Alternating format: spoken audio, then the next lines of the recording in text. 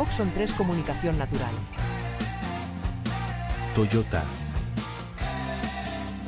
Renfe. Nuevo Espacio Elite. San Miguel. Coca-Cola. Universidad de Oviedo. El Ayuntamiento de Gijón y el Gobierno del Principado de Asturias. Patrocinan la 38ª edición de la Semana Negra. Buenas tardes. Bueno, muchas gracias por vuestra asistencia. En nombre de la Asociación Lázaro Cárdenas os agradecemos la asistencia a este acto de memoria democrática y agradecemos a la Semana Negra que cobije o que dé lugar a que se puedan celebrar una vez más las jornadas moncadas organizadas por dicha asociación. Estas jornadas tienen, digamos, dos patas, una sobre memoria democrática y otra sobre el imperialismo. Desarrolla diferentes actividades, no solo en Gijón, sino también en otros lugares, Candás y Oviedo.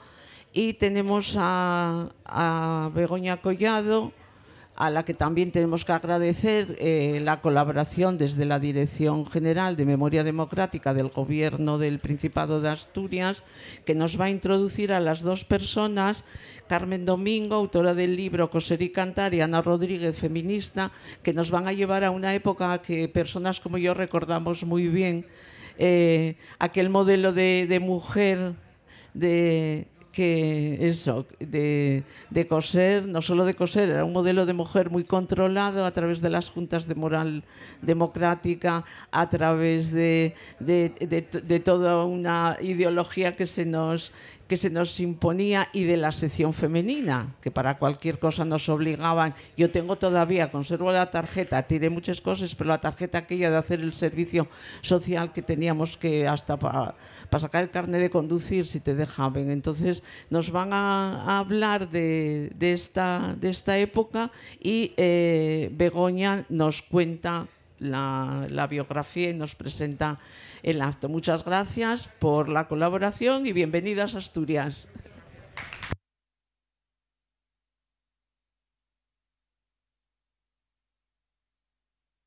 Justo me da la tos ahora, perdón. Bueno, buenas tardes a todas, buenas tardes a todos.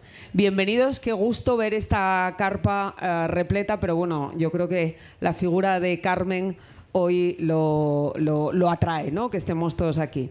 Bueno, vamos a presentar el libro Coser y Cantar, la memoria de las que resistieron cosiendo, cantando y viviendo. Es un libro que nos va a hablar de la historia de las mujeres y la política en España desde 1939 hasta 1975. Carmen, en esta publicación, bueno, no es solo un libro, sino es un espejo roto que nos devuelve el reflejo fragmentado de una memoria histórica que fue amputada, que fue seccionada. Este libro fue publicado originalmente en el 2007 y ahora es reeditado en el 2024. Es una versión ampliada, no solo actualizada su contenido con nuevas fuentes y nuevos testimonios, sino que también refuerza su carácter de intervención política e historiográfica. Porque si hay algo que este libro deja claro desde su prólogo, es que la historia del franquismo en España sigue siendo contada, cuando nos la cuentan, desde un ángulo marcadamente masculino, y que las mujeres no fueron un apéndice de la represión, sino objeto central de una maquinaria de dominación moral, sexual, institucional y económica. Desde las primeras páginas, Domingo subraya que el franquismo no solo se impuso con las armas. Su victoria cultural fue también la victoria de un modelo de feminidad impuesto por decreto, reforzado por la Iglesia y custodiado, como nos decían ahora, por la sección femenina, difundido por los manuales escolares de esa mujer ideal que el régimen diseñó, una mujer que tenía que ser madre, esposa, sumisa, obediente, penitente. Ese fue el resultado de una profunda estrategia de control social que se agudizó sobre los cuerpos y sobre las vidas de las mujeres. Este modelo rigió durante 4 décadas la vida de millones de mujeres en España.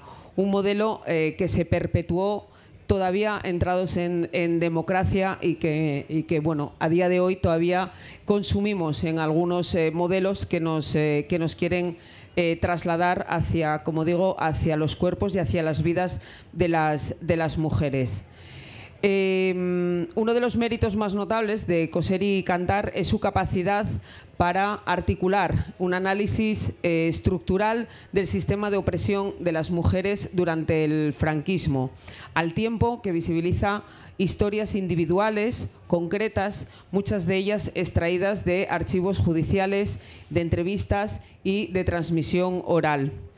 El libro se organiza en bloques temáticos que, sin ceñirse estrictamente a una división cronológica, permite recorrer de forma rigurosa los principales instrumentos institucionales y culturales del régimen.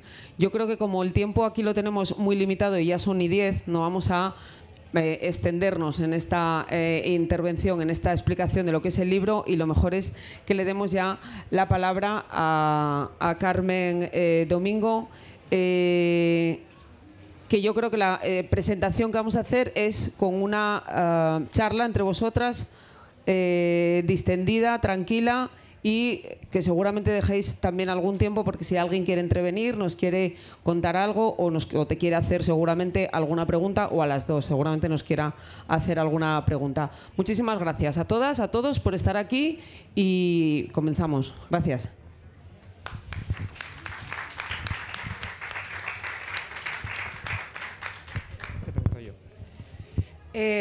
Hola, buenas tardes. Ya me estoy haciendo aquí aficionada a Gijón. Voy a ser gijonesa de adopción en cualquier momento.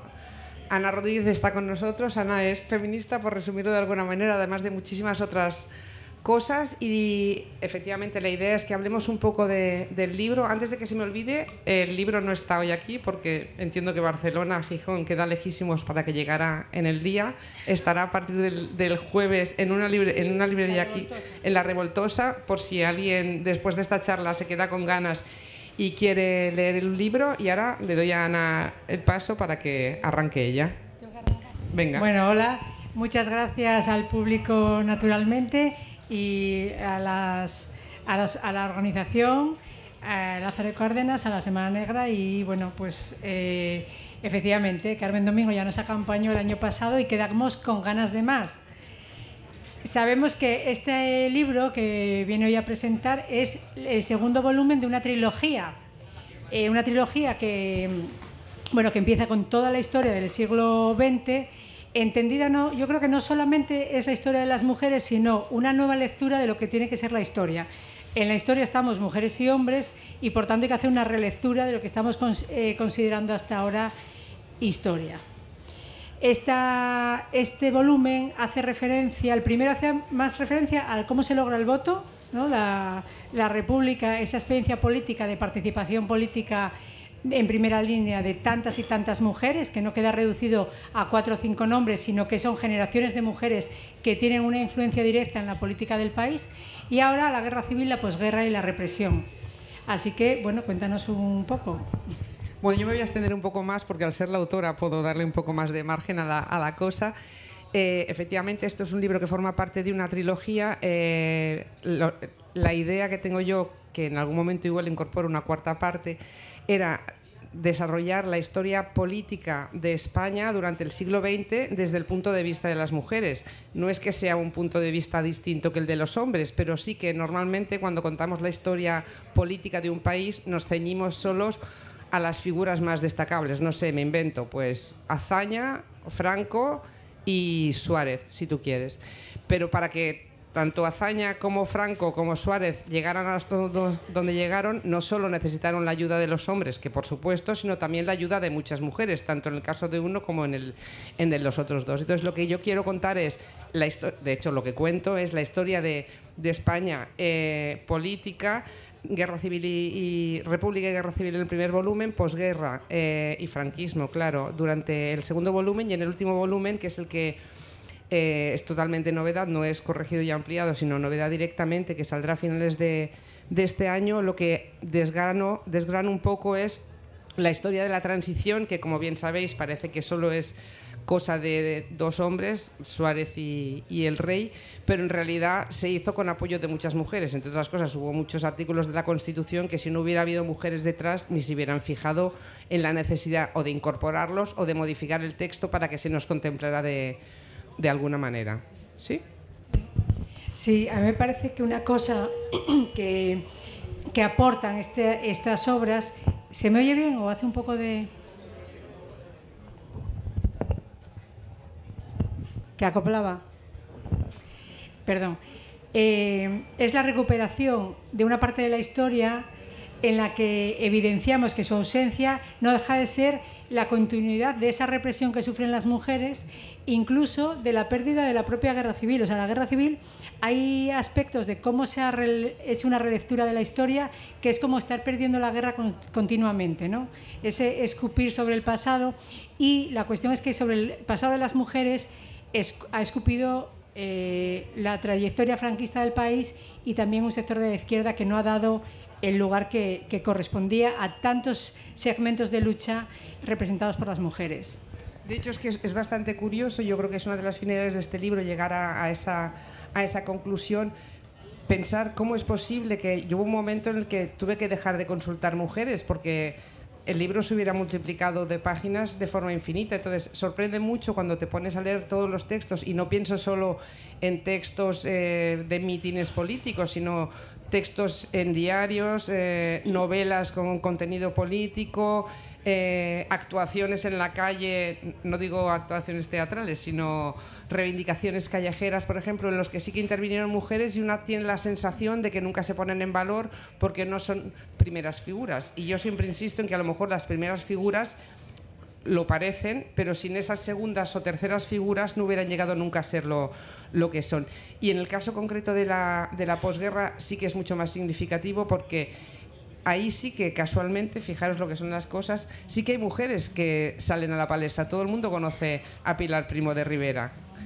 Da la sensación de que si tú dejas en manos de la derecha, como ha dicho Ana, yo le doy la vuelta, no es la izquierda, sino, o sea, son los dos, en manos de la derecha siempre encuentran una figura femenina en la que decir, hombre, pero si estaba Pilar Primo de Rivera ahí organizando, ¿cómo no vamos a ser reivindicativos del papel de la mujer si era ella? Bueno, pues precisamente es eso. Quiero decir que lo que hay que hacer es intentar visibilizar esas otras mujeres que no están en el ámbito del poder y que además lo pasaron muy mal. Pensar que en las cárceles franquistas la mayoría de las mujeres que entraban no entraban ni siquiera por delito político, porque no se les consideraba ni siquiera culpables de un delito político, porque éramos menos que la nada, entraban por delitos comunes en la mayoría de los casos. Por eso justamente no tenemos nómina de mujeres detenidas y fusiladas por causas políticas durante el franquismo, porque no existían con ese delito como tal estipulado, se les asociaba cualquier otro papel. Y en el caso de las franquistas, que ya sí tenían muy claro el papel de la mujer,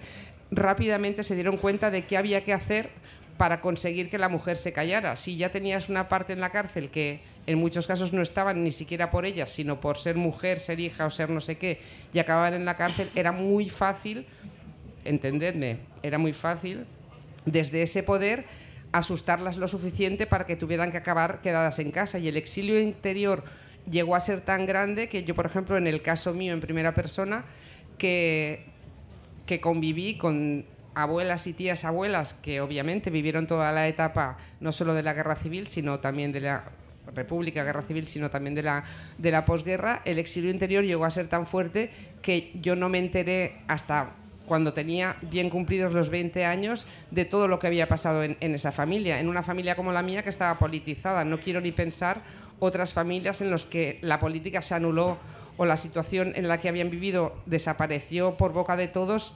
indefinidamente.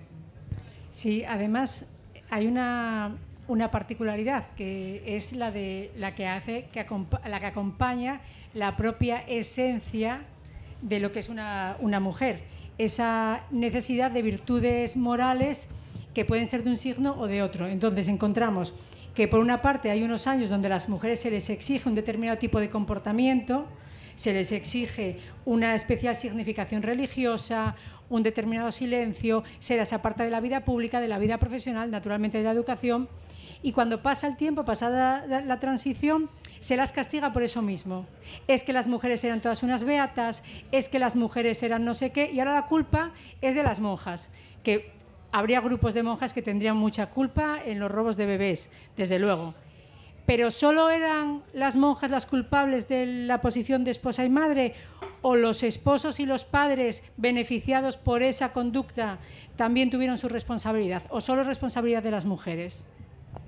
Sí, efectivamente, porque además lo que se consigue cuando tú haces una genealogía feminista de toda la trayectoria de las mujeres es darte cuenta de que no son solo los hombres de un signo, para que nos entendamos, los que consideran que la mujer tiene que tener un papel determinado. Quiero decir que en realidad está bastante extendido en casi todos los signos políticos la concepción de que la mujer tenía que tener un papel determinado, y de hecho cuesta mucho salir, bueno, se empieza a salir ahora en el siglo XXI o a finales del XX si queréis, pero cuesta mucho salir de esa dinámica, porque incluso durante la transición, por ejemplo, que tú haces una lectura de quién iba a los comités, quién iba a las reuniones políticas, si había 2 militantes, la que se tenía que acabar quedando en casa era la mujer con los hijos.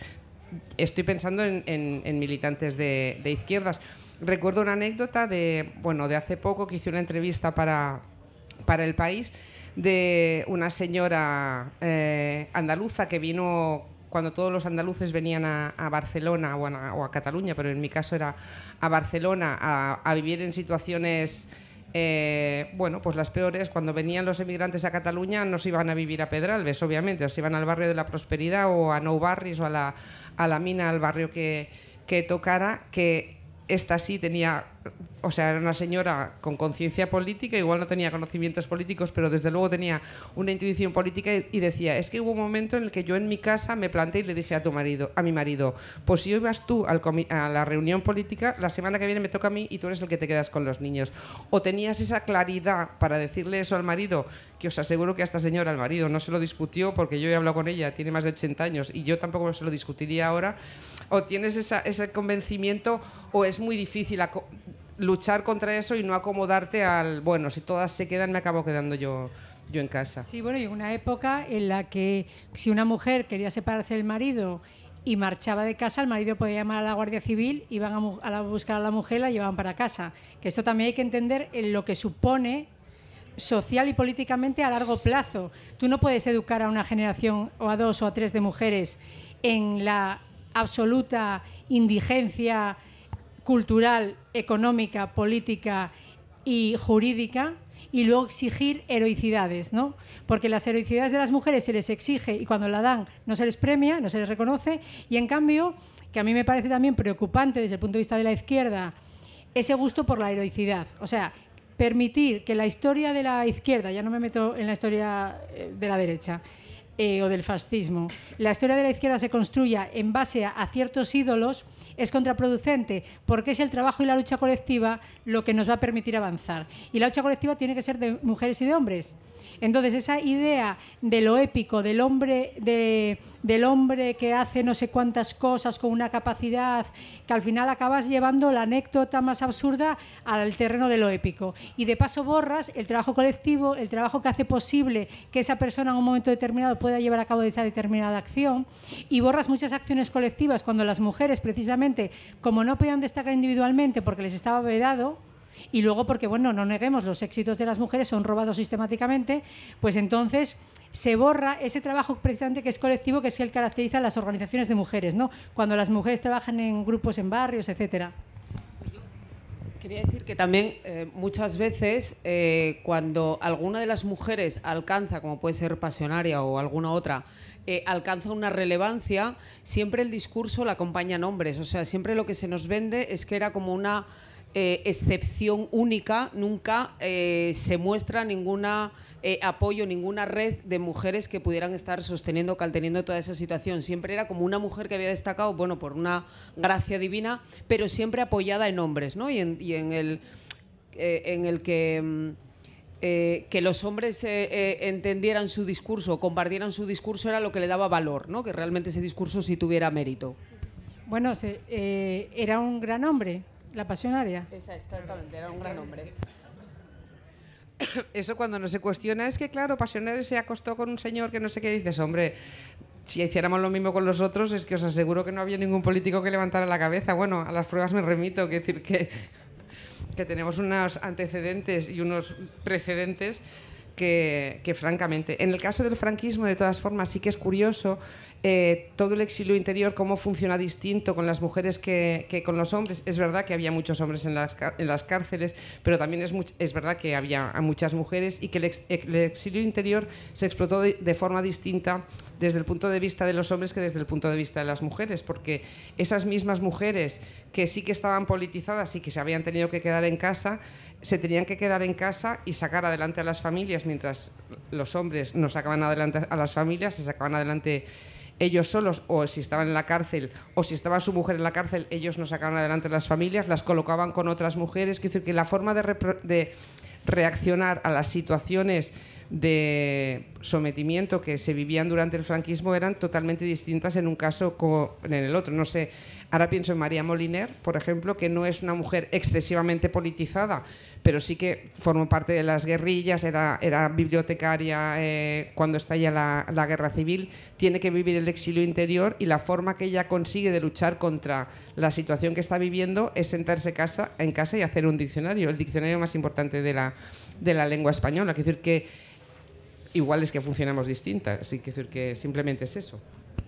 Y yo quisiera destacar que este tipo de obras, al mirar retrospectivamente la evolución del reconocimiento, ¿no?, de la lucha y del sufrimiento y sacrificio personal de las mujeres, también nos permite analizar lo que pasa ahora, porque estoy pensando, por ejemplo, hace poco en televisión vi una imagen en la que un político de izquierdas, o sea, bueno, voy a decirlo de otra manera, la portavoz de un grupo se pone a hablar flanqueada por una mujer y un hombre, y el hombre le coloca el micro despistándola, o sea, ella le baja el micro, se lo empieza a mover y entonces ella sale del discurso, se coloca y sigue. Y luego, en estos escándalos políticos que ha habido acto seguido, el que ya salía hablando, porque ya de política general, era él, ¿no? Y nadie le colocaba no necesitaba ni dos mujeres flanqueándolo, ni nadie le fastidiaba la mitad de la intervención moviéndole el micro, ¿no?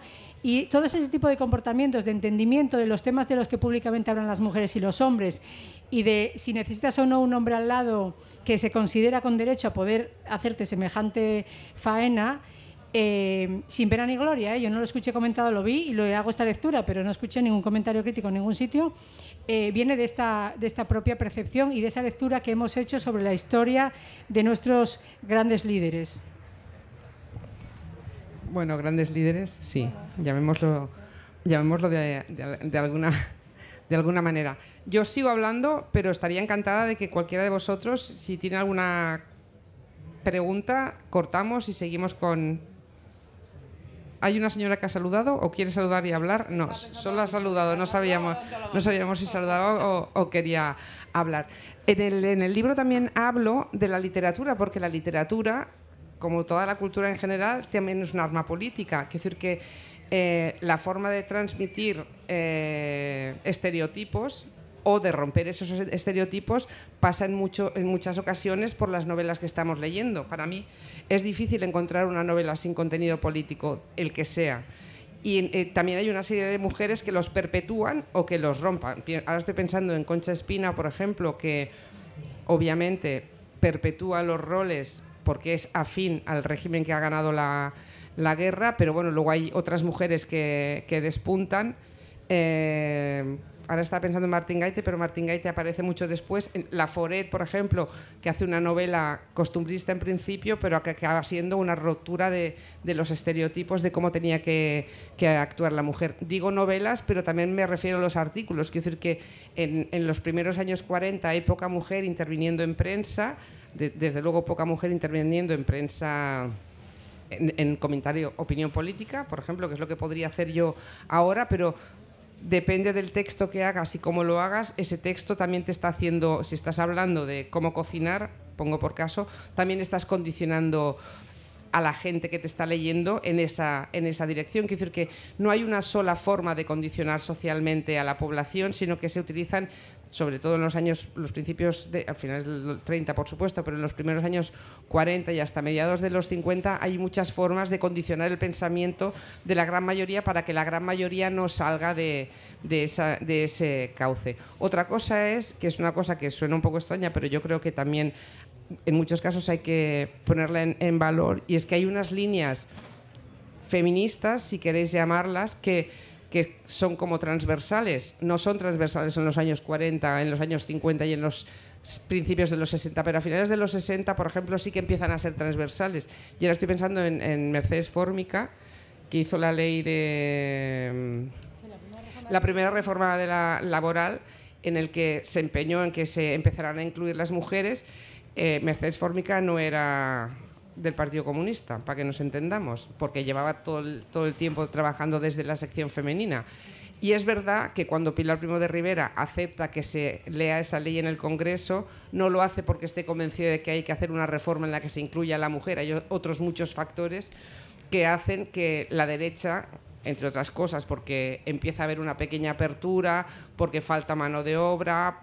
Quiero decir que hay muchos más ítems que juegan alrededor de esa nueva legislación, pero es una mujer de derechas la que hace el primer avance, si queréis, que luego obviamente en la transición se perfecciona y se mejora. Pero quiero decir que hay como una especie de línea, lo que ha pasado con el Pacto de Violencia, que lo han firmado todos los partidos menos uno en el arco parlamentario, porque hay cosas como de sentido común, que cuando la dictadura empieza a morir y empieza a vislumbrarse que va a empezar a llegar la transición, o que va a haber algún tipo de cambio de régimen, empiezan a entrar tímidamente algunas mujeres que ya no son de la derecha franquista o falangista, según de qué derecha hablemos, de toda la vida, sino que empiezan a ver un poco, apuntar los horizontes de la nueva democracia.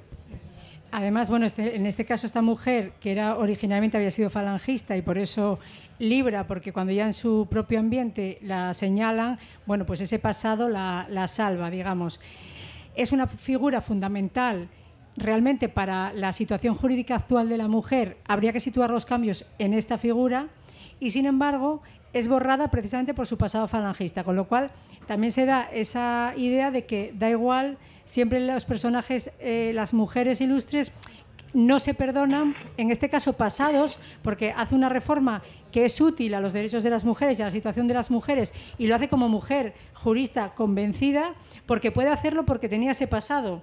Y sin embargo, eso no se lo perdona. Cuando estamos perdonando ahora a artistas, violadores, es decir, que habría que ver también lo que es en determinado momento histórico haber sido de joven falangista, si es más grave que ciertas cosas que podríamos decir de algunos ilustres izquierdistas de nuestra historia, de quienes no renegamos.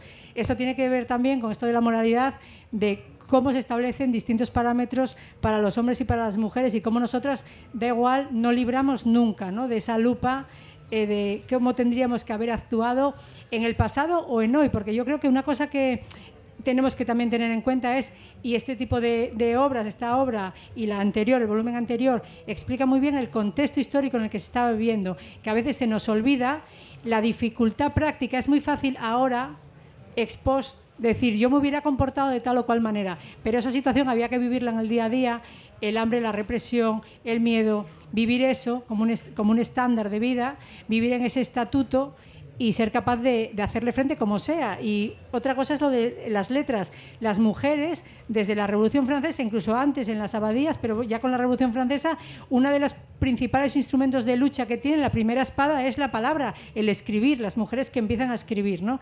Y también vemos a intelectuales de izquierdas que en la primera posguerra encuentran el sustento precisamente en poder escribir lo que sea en revistas de moda o en pequeñas notas para o transcribir artículos en prensa, porque venían de una situación que les impedía en ese momento trabajar, pero sin embargo se les permitió hacer eso a través también de la palabra. De hecho, es bastante interesante, si tenéis tiempo, la editorial Renacimiento, por ejemplo, está haciendo una labor muy interesante de recuperación de la memoria histórica. Son muchísimas las mujeres de distintos ámbitos, no necesariamente específicamente del ámbito literario, son muchas las mujeres que en ese momento de exilio interior o de exilio exterior, pero sin poder mandar a ningún sitio sus textos, que se dedican a escribir sus memorias. Es decir, que si os ponéis a revisar, hay bastantes memorias y bastante interesantes de mujeres de esa época. Yo diría que bastante más que de memorias masculinas en esa misma época. Y mientras se habían recuperado o se habían publicado en ese mismo momento las memorias de muchos de los hombres, las de las mujeres ha tenido que venir ahora la editorial Renacimiento. Ya os digo que es una editorial que está haciendo una labor Renacimiento de recuperación de la memoria muy interesante, que pone en valor esos otros textos de esas mujeres que nos parecía, o les parecía, mejor dicho, menos interesantes porque eran o las mujeres comentaba antes en el podcast por ejemplo, que hasta hace bien poco, digo bien poco, pero hablo de 20 años, claro, que para mí es poco, cuando vuelven a España del exilio, a Alberti y María Teresa León, llega Alberti de la mano de una señora con el pelo blanco. Nadie se para a pensar, claro, como además la pobre María Teresa ya tiene la cabeza más allá y ya no se entera de nada, muchísimo más. Nadie se pone a revisar el trabajo de María Teresa León, cuando si tú haces una revisión detallada de la implicación no solo intelectual, sino intelectual y política de María Teresa León, sin quitarle méritos a Alberti, pero desde luego, a mi juicio, poniéndolo mucho por debajo del pensamiento político de ella tiene cosas muchísimo más interesantes de las que tiene Rafael. Y no solo tiene cosas más interesantes, sino que además, como ella decía, mientras Rafael pintaba palomas, yo tenía que trabajar para que comiéramos en casa. Es decir, que le estaban pintando palomas en un bar de Buenos Aires o de cualquier sitio y todo bien, pero la que se iba a trabajar a la radio era ella, la que tenía que hacer un libro de cocina alimenticio era ella, la que se encargaba de que Aitana fuera al colegio y fuera al médico, obviamente, era ella. Y luego, a la que se le ocurrió acercarse a la política, mucho antes de que se le ocurriera a Rafael, fue a ella, que fue la que se divorció de su primer marido, la que tuvo que abandonar a sus hijos, a la que le quitaron sus hijos por divorciarse y la que metió en política a Rafael Alberti. Ya os digo que no estoy quitándole valor a Rafael, pero en fin, lo que sí que se lo estoy poniendo es a ella, y hasta hace, ya os digo, 20 años, resulta que el único poeta de izquierdas en este país era Rafael Alberti. Yo creo que es un poco lo que acaba de decir Ana, de esa apropiación que han tenido las mujeres durante muchas décadas de su expresión política o cultural o lo que fuera. ¿No tenéis la sensación de que en determinada época, sobre todo al final del franquismo, es mayoritaria por parte de hombres de izquierda sobre sus mujeres o sobre sus parejas que del hombre? Claro, de hecho, el drama, a mi juicio, es ese, porque, en fin, si fuéramos todos de derechas, que aquí puede haber mucha gente y todo bien, pues no pasa nada, porque tú estás como en lo que te toca. Pero claro, desde la izquierda, a mí, por ejemplo, eso sí que me resulta como más chocante. Este año, bueno, o el pasado, ya no me acuerdo, este año creo, yo hice una exposición en la Biblioteca Nacional de María Lejárraga. María Lejárraga es una socialista histórica. Pues es que a María Lejárraga no la han puesto en valor hasta hace 15 días, como aquel que dice, claro, como firmaba con el nombre de su marido, bueno, ¿y qué me está contando usted? Sí, que firmaba con el nombre de su marido, ¿de quién eran los textos? O sea, ¿cómo puede ser que hayamos tardado, claro, ¿de quién es la culpa? ¿Cómo puede ser que hayamos tardado casi 25 años después de su muerte, de una señora que ha muerto con 100 años, habiendo sido, si leemos los textos, una de las primeras feministas convencidas, no solo en el Congreso, sino en muchas de las participaciones que ella tenía, con todo lo que ella hizo? Es que a nadie se le ocurrió mirar que a lo mejor lo que estaba firmado con el nombre de él resulta que era pensamiento de ella. Es que hemos tenido que venir 30 años después para recuperar un papelito en el que él reconocía que el 50% era 50-50 cuando todo el mundo sabía, que luego se han encontrado cartas, que no era así. Es decir, que ¿cómo es posible que eso no moleste desde los propios partidos? O sea, ¿por qué no ponemos en valor a las mujeres desde los propios? No sé, estoy pensando, Isabel Oyarzabal de Palencia, pues fue la primera, que también era del Partido Socialista, la primera diplomática que llevamos fuera. Es que nadie se acuerda de ella. Pues es que no, nadie se acuerda. Uy, tiene un apellido complicadísimo, que su padre era inglés y entonces se complica todo mucho. Oiga, todo bien, pero Es decir, que os digo estos dos ejemplos que a las dos les pilló, claro, se tuvieron que ir fuera y a las dos les pilló todo el franquismo fuera, pero no sé ya si ha sido antes o cuándo ha sido, pero justamente la transición tiene que servir para poner en valor todas esas mujeres que tuvieron que arrancar su vida en la República, luchar por ella y luego tuvieron que irse, y cuando volvieron, pues ya nadie se acordó ni de ellas. Además es que esta usurpación abarca todos los ámbitos de la vida, porque están las grandes figuras que a mí me parece que no es intolerable que todavía se conserven libros de texto que se utilizan en las que María Lejárraga es el marido el que sale y que no se mencione. Eso evidencia una desidia de las editoriales, del profesorado y de las propias instituciones educativas que no ponen un tope a eso. Bueno, es decir, y de la Biblioteca Nacional, porque yo he hecho la exposición allí y tú sigues buscando los libros y tienes que buscar Gregorio Martínez Sierra. Y entonces te sale los libros que ha escrito María Lejárraga.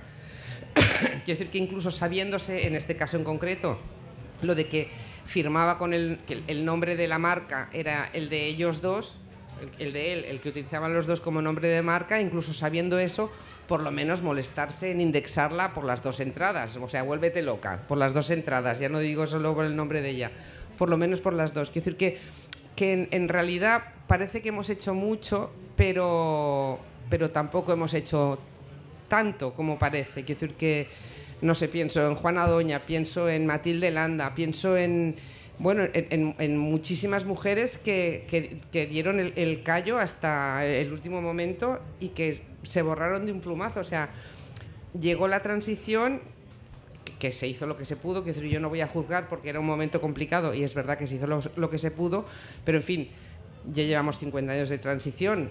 Vuélvete loca, a los 30 te puedes poner a revisar un poquito la historia y decir, hombre, siendo el 52% de la sociedad, igual esta chica podríamos ponerla en un... Y la relectura de cómo, porque esto que comentabas de las cárceles, cómo las mujeres quedan abandonadas a su suerte, porque si tanto también en los pueblos, cuando los hombres están en los maquis y entonces las represaliadas son las mujeres, como que eso sale en el primer volumen, como en los supuestos en los que las mujeres están cumpliendo pena, no tienen visitas, porque las mujeres son las visitadoras cuando los presos son ellos, pero cuando las mujeres están en la cárcel tienen la preocupación de todos los críos y las crías que están efectivamente atendidos por otra familia, o sea, por otra mujer. La situación de abandono que deja a las mujeres, cómo eso genera un concepto que, sin embargo, lo que nos llega es la del padre encargado de la manutención. Bueno, no, y el padre, es que el padre estaba en la cárcel, todo bien, si estar en la cárcel tiene que ser una sí, mierda. O en el exilio, o en el exilio, claro, pero luego el día a día tenía que... De hecho, no hay datos, obviamente, pero quiero decir que la economía la mantenían las mujeres en España en los primeros años 40 y 50. Es decir, que yo cuento una anécdota bueno, que esta es de la Guerra Civil, pero bueno, me sirve para extrapolarlo en otras situaciones. Cuando deciden que las mujeres se tienen que ir del frente, sabéis que hay un momento determinado que en el año, la guerra empieza en el 36, pues a finales del 36, principios del 37, se decide que las mujeres tienen que dejar de estar en el frente porque hay mucha enfermedad venérea. Que tú flipas, dices, bueno, pues si hay una enfermedad venérea, puede llevarla ella encima o puede llevarla él. Pues no, resulta que las enfermedades venéreas las transmitíamos nosotras. Todo bien. Pues cuando se decide que las mujeres van al frente, obviamente las mujeres cuando llegan a casa y dejan el frente dicen, bueno, pero es que tenemos que ganar la guerra, hay que hacer algo, y se ponen a trabajar en las fábricas de armas. Sin una mujer trabajando en la fábrica de armas, el señor del frente no puede tirar un tiro. Es decir, que ¿cuál es la labor más importante? Pues es que a mi juicio es como, por mucho que tengas un buen arquitecto, si no tienes un buen albañil que sea capaz de llevar a cabo lo que ha hecho el arquitecto, la casa se cae. Pues lo mismo, si tú no tienes una señora que sea capaz de hacer las armas, ese señor en el frente igual no llega a la cárcel, igual no llega a ningún sitio. Y la cosa es que se habla de la incorporación de las mujeres al trabajo como si fuese en el año 80. Entonces, este cambio de relato yo creo que hay que empujarlo desde entonces. Recuperas la historia y lo llevas al relato, a cómo explicas la realidad, cómo se tiene que empezar a cambiar el relato de cuestiones así como la incorporación de las mujeres al trabajo. ¿Cuándo las mujeres no trabajaron en la historia de la humanidad? Efectivamente. Aquí en todos los sitios, pero en Asturias hay muchísima bibliografía, documentales, hay mucho de todo sobre la importancia de la resistencia en Asturias y de los guerrilleros que mantuvieron algunos durante muchísimos años en el monte. A poco que rasques, no hay una historia espeluznante detrás de una mujer que sostuvo, o de varias, que sostuvo con toda la violencia que se ejercía sobre ellas, con todo lo vigiladas que estaban, que sostuvo a esa guerrilla, porque evidentemente en el monte pues estaban heridos, había que curarlos, había que llevarles comida, había que pasar mensajes, había que demás. Hay historias impresionantes, no solo de valentía, sino de una inteligencia impresionante para poder esquivar todas esas todas esas persecuciones y toda esa vigilancia que existían sobre ellas. Y a mí siempre me choca mucho, principalmente en Asturias, porque siempre se habla de esas heroínas que fueron los guerrilleros y nunca se menciona que fueron mayoritariamente mujeres las que los sostuvieron. De hecho, es lo que dice Ana, es lo que dice Ana, que decir que hay trabajos de primera y de segunda. Oiga, mire, no, si usted quiere estar en el monte, todo bien, pero tendrá que reconocerme que para poder estar usted en el monte, igual hay 7 que tienen que modificar su vida para que usted esté en el monte. Y que se la están jugando igual que tú. Efectivamente, y que se están jugando igual que tú. Pero el que vas a salir en el libro de historia es el bandido de Torremolinos. Sí, que a las que torturaban eran a ellas porque eran las que estaban disponibles, porque se mantenían en casa. Pero y es con esto además del relato de... Pero yo insisto en cómo esto llega, este tinte, ¿no?, llega a teñir la vida actual. Cómo esto rompe totalmente el relato esta realidad de las características esenciales que ahora vuelven a estar de moda, las características que nos hacen ser mujeres, ¿no? El carácter afable, claro, el ser melindres, el ser temerosas, el tener miedo. Bueno, pues ese ejercicio que acabas de comentar de la valentía que hacía falta, porque estar en el monte podía ser muy fatigoso y pasar algo de hambre, lluvia y frío, pero el tener que ir a llevar la comida, ir y dar la vuelta, donde se pasaba miedo era ahí. Y además, la inmensa mayoría de los hombres, de una forma u otra, la propia estructura les proveía de armas, cosa que no se hacía con las mujeres. Es decir, tú a una mala te ves acorralado y puedes pegar algún tiro, cargarte alguno o incluso antes del sufrimiento que te iba a venir, poder suicidarte tú. Cosa que las mujeres no se les facilitaba que tuvieran armas para que se pudieran defender cuando, lo que decíamos, sufrían la misma violencia, la misma persecución que ellos.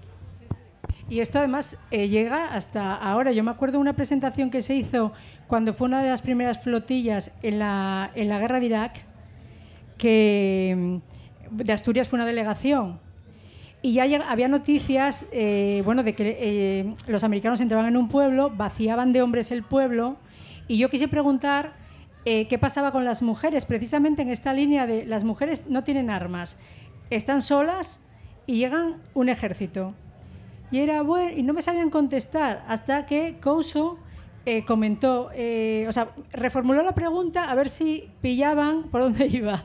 Y entonces una dijo, bueno, sí, en un pueblo nos enteramos que habían llevado a todas las chicas, entre una edad súper joven y mujeres adultas, a una especie de campamento base que hicieron como si fuese un hospital de campaña con cortinas entre las camillas, donde las violaban a todas. Hicieron un centro, vamos a llamarlo, de prostitución, que eran mujeres, como casi todas, ¿no? Pero las prostitutas, quiero decir, pero mujeres secuestradas para satisfacer de forma organizada los requerimientos sexuales del ejército americano.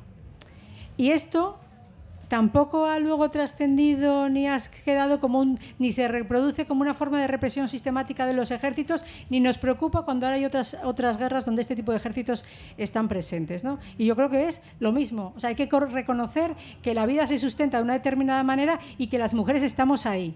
Y que las mujeres estamos ahí cuidando, atendiendo y sufriendo un determinado tipo de represión. De hecho, yo creo que es hasta el 96 que no está reconocida como la violación como arma de guerra. Es hasta anteayer. Quiero decir que... Y fijaros la de guerras que ha habido antes. Quiero decir que han tenido que darse... Bueno, no, las japonesas, las coreanas... Quiero decir que, claro, la Primera Guerra Mundial, la Guerra Civil... Quiero decir que ha habido guerras a cascoporro y hasta y fue... de casualidad, porque en el Tribunal Internacional, donde estaban haciendo lo de Ruanda, el genocidio de Ruanda, había una jueza que eran 25 jueces y la jueza era la que estaba de presidenta del tribunal, entonces hubo una chica ahí que iba a contar lo que le había pasado y uno del tribunal le dijo, bueno, no es eso lo que queremos saber. La otra dijo, ¿cómo que no? Entonces ese cómo que no hizo que la chica contara su historia y eso hizo modificar la legislación, pero porque fue la casualidad de la casualidad, junto a la casualidad dijo, mira, esta está aquí, estás ahí, que la casualidad, y en esas casualidades siempre hay una mujer. Sí, efectivamente. Bueno, sí, lo que sorprende mucho es eso, quiero decir que, y a mí todavía me sorprende hoy, quiero decir que ahora, por ejemplo, pensando en el caso de la transición, quiero decir que tuviera que ser una mujer la que recordara que hacía falta la gratuidad de las medidas anticonceptivas, ¿es que a los tíos eso no les preocupaba? O sea, ¿es que no se quedan embarazadas las mujeres porque tienen relaciones con algún hombre? O sea, ¿de verdad no había pensado nadie en eso? ¿Tuvo que ser una mujer la que lo pensara? Porque si eso es así, imaginaros exponencialmente con otro tipo de legislaciones. Pasa lo mismo, es decir, que ahora estoy pensando en el divorcio, que también fue una idea que se le ocurrió a una mujer. ¿Es que de verdad eso no se le puede ocurrir a ningún hombre? ¿Es que eso no nos beneficia a todos? ¿O es que solo estamos pensando en el ombligo? Porque claro, cuando estas medidas de anticoncepción obviamente no solo nos benefician a nosotras, benefician al conjunto de la sociedad. Os digo estos dos casos, pero en fin, quiero decir que y todas estas medidas que se incorporaban a legislaciones o incluso alguna de ellas a la Constitución se les tenían que ocurrir a mujeres y las colaban aprovechando que estaban pensando una cosa que para ellos eran importantes, entonces otras decían, bueno, vamos a meter esta enmienda, y como ya nadie le hacía caso a la diputada que fuera en cuenta, pues esa colaba, ni siquiera había necesidad ni margen de discusión. Sí, ¿qué más? No sé, yo creo que, a ver, estamos a 10 minutos de terminar. Si alguien quiere preguntar algo o preguntaros algo... Lanzaros alguna. Venga, Begoña.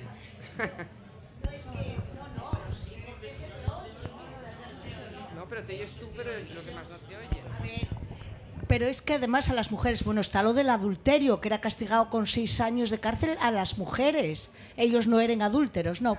Pero es que hablando de ser heroínas, que se nos dice muchas veces, no, pues si yo hubiera vivido no sé qué, lo que tú comentabas, Ana, es que a nosotras tenían otra forma de reprimirnos también y de castigarnos, que eran aquellos centros donde si eras díscola te llevaban. O sea, no hacía falta ni llevarte a la cárcel. El patronato de la mujer. El patronato de la mujer, donde a poco que sacaras las patas del tiesto, o sea, con que te gustaran 2 hombres en vez de uno solo, ya te llevaban allí, cosa que no les hacían a ellos. O sea, que nos tenían reprimidas en, como dice Amelia, para el tiempo de la norma nos tenían bien sujetas. Estaba el adulterio, estaba lo del aborto, estaba lo de la patria potestad.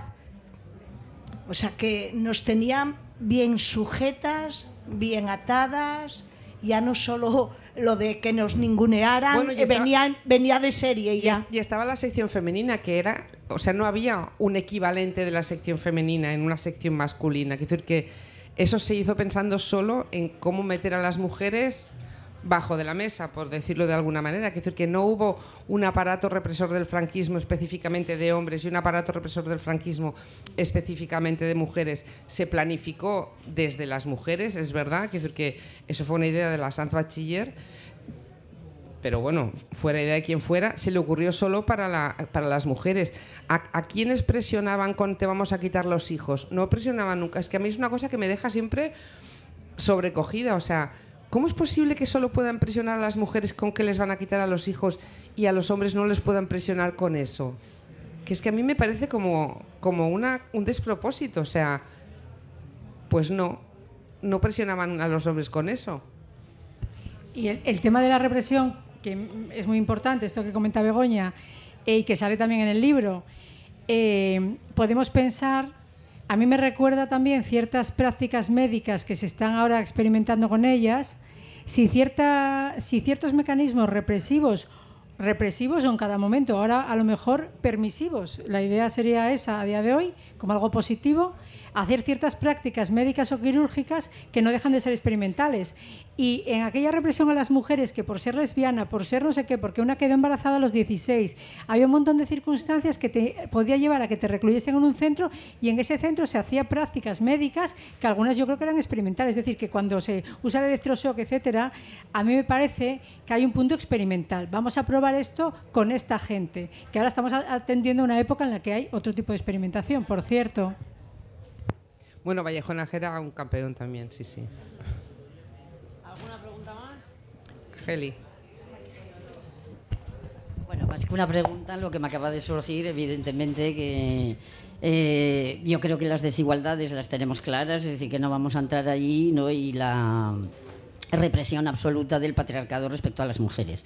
Pero sí hacía mucho que no pensaba en ellos, en nuestros compañeros de fatiga, que es lo que acaba de quedar claramente encima de la mesa como ausencia absoluta. Es decir, el escaso acompañamiento que a lo largo de todo este tiempo, no ya la dictadura, sino el intentar hacer visible nuestra historia, etcétera, que a lo largo de todo este tiempo han tenido nuestros compañeros. Y miraba un poco hacia atrás y veía bastantes pocos. Fundamentalmente está la sala repleta de mujeres. Es decir, la desigualdad de las mujeres sigue siendo un problema de las mujeres. Para mí ese es el tema que realmente queda en la mesa, y el gran reto que les queda, como tú decías, a los hombres de izquierdas, porque los de derechas nos importan más bien poco, ¿no? Bueno, de hecho es que es lo que más sorprende es eso, que si tú has estado toda la vida, tú, yo, cualquiera de nosotros hemos estado toda la vida leyendo libros de historia, y todos hemos asumido la historia que nos contaban. A nadie le sorprende que la historia solo la lleven a cabo hombres, la ejecuten hombres, la resuelvan hombres, incluso les caiga encima la historia a los hombres, si tú quieres. Si tú haces un libro del estilo de los que hago yo, ya estás tú con estas cosas y dices, hombre, ¿cómo ya que estoy yo con estas? Si soy solo yo, ¿sabes? Quiere decir que el 99,9% del resto de los libros solo cuentan una versión de la historia. ¿Cómo es posible que a ti te sorprenda que yo pueda contarlo? Y yo ya os digo, yo aquí no... O sea, está el nombre de Franco, está el nombre de los señores que en ese momento estaban haciendo política o estaban haciendo despolítica, llamarlo como queráis. Quiero decir que no se trata de inventarse la historia, se trata de contar la historia poniendo en valor todos los actantes que en ese momento participaban. Y obviamente, si somos el 52% de la sociedad, lo que era es extrañísimo que nosotras no participáramos nada más en hacerle la sopa por las noches a Es que yo creo que lo que es inventar la historia es eso. O sea, a mí lo que me parece sorprendente es que a día de hoy no les dé vergüenza a los editores, a quienes publican, a quienes venden los libros y a quienes los consumen, no exigir que se acerque más a la realidad. Tú vas ahora al museo de, ¿cómo se llama? Burgos, Atapuerca, gracias mamá. Atapuerca tiene unos gráficos, unos dibujos y unas representaciones que ya se sabe que son falsos, que ya se sabe que en la prehistoria no es verdad que solo cazasen los hombres, todo eso ya está estudiado, y sin embargo montan un megamuseo y siguen poniendo los dibujitos de tal manera que todas las escuelas que hagan la visita van a ver que la única figura femenina que sale con un bebé cogido al pecho, los muñequitos que ponen en tamaño real son todos machos, como si no hubiese, ¿no? Entonces, esto es lo que es intolerable, y que además yo creo que a día de hoy hay leyes que permitirían exigir de estas instituciones, pero cuando se les quiere exigir se nos acusa a las feministas de falsear, de meternos donde no sabemos porque es una cosa técnica o científica, cuando lo que falsea es esto, es decir, una historia en la que se siga diciendo que el marido de María Alejárraga era el autor de, es quien miente, y a día de hoy no se debería tolerar.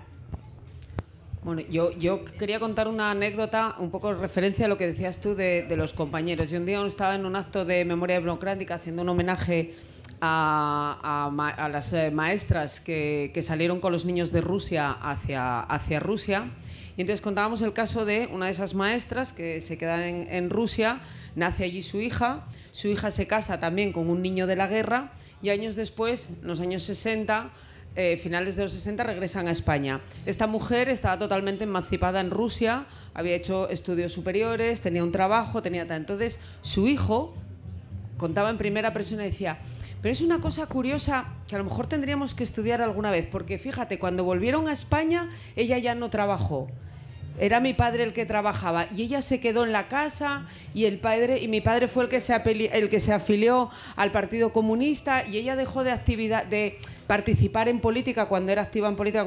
Entonces yo recuerdo que intervine y dije, bueno, no hay que estudiarlo mucho, se llama patriarcado, aquí y en Rusia. Y fue como, ah, sí. Y yo... O sea, te choca mucho un entorno de compañeros, de gentes de izquierdas en el que estamos reivindicando lo que estamos reivindicando y, o sea, ni un ápice así de vez en cuando. Era como... Ella volvió y dijo, con lo bien que estoy yo en casa planchando... Me pongo aquí a ver la tele... Caray, de verdad, qué mal. Todo voluntariamente. Pero era como... Qué cosa, ¿eh? Habría que estudiarlo. Dije, joder, pues no. O sea, tu padre vino muy educado en la URSS, pero llegó aquí y a los 15 días le había parecido bien el sistema, ¿verdad? Que te lo diga. Está súper estudiado. Está súper estudiado, se llama patriarcado. Y fue como, de verdad. Pues eso es lo que seguimos teniendo en entornos de compañeros y de lucha de memoria democrática y de lucha feminista que queda mucho por andar. Bueno, yo creo que si no tenéis ninguna pregunta, nos están haciendo señas desde el final con que esto hay que cortarlo. Muchas gracias a todos y a todas por haber venido. Oxon 3 Comunicación Natural. Toyota. Renfe. Nuevo Espacio Elite. San Miguel. Coca-Cola. Universidad de Oviedo. El Ayuntamiento de Gijón y el Gobierno del Principado de Asturias. Patrocinan la 38ª edición de la Semana Negra.